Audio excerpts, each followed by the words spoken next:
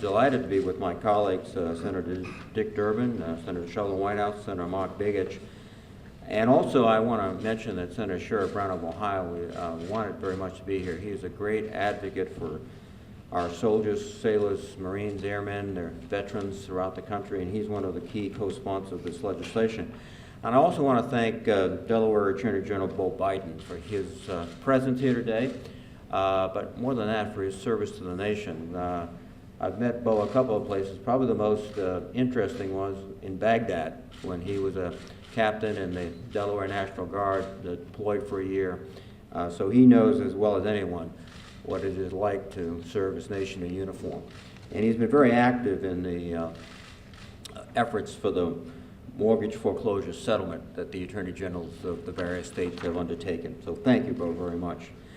There are also some representatives from military groups that are here today or have lent their support, and I want to recognize them, because without these organizations and individuals, we wouldn't be able to get the traction that we are getting for support of this legislation. It's the Military Officers Association of America, the American Legion, AMVETS, the Non-Commissioned Officers Association, thank you. I'd also like to thank the Veterans of Foreign Wars, the Reserve Officers Association of the United States, and the National Military Family Association for their presence and their support.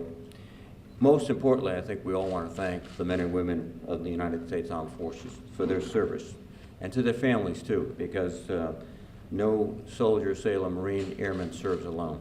The families serve. Thank you for your service and for your sacrifice. Just as these men and women took a duty to defend our nation, we should continue to make it our duty to protect them and their families.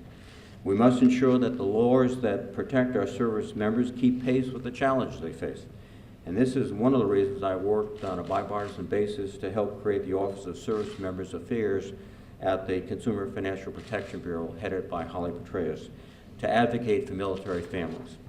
But it's critical that we have the force of law behind this advocacy, and that's why we have looked at and proposed the Service Member Housing Protection Act. This bill would help service members with their housing needs so that they can maintain a focus on serving their country and protecting our country. It would help in three specific ways. First, it would make it easier for service members to get their affairs in order with creditors prior to deployment by enabling a service member to submit to creditors either military orders or a commanding officer letter. And we can give our service members more time to prepare for their deployment if we do this. At present now, some service members are on short notice to deploy, but without official orders, the benefits of the legislation don't apply. This will help, I think, tremendously. Second, we want to protect the widow and widowers of our nation's fallen heroes from foreclosure. Currently, surviving spouses are not entitled to the 9-month window of foreclosure protection that service members receive after returning from deployment. Extending this foreclosure protection to them is the right thing to do, and we intend to do it. And third, it would do more to support our military families by ensuring they have the opportunity to move into on-base housing when it is available. In many places, there's a shortage of on-base military housing, which forces servicemen and servicewomen to find off-base housing until on-base housing opens up.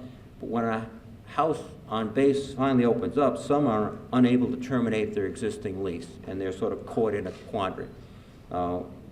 Some states have laws that allow them to break the lease without penalty, but we want this to apply across the entire nation, and that's the third major aspect.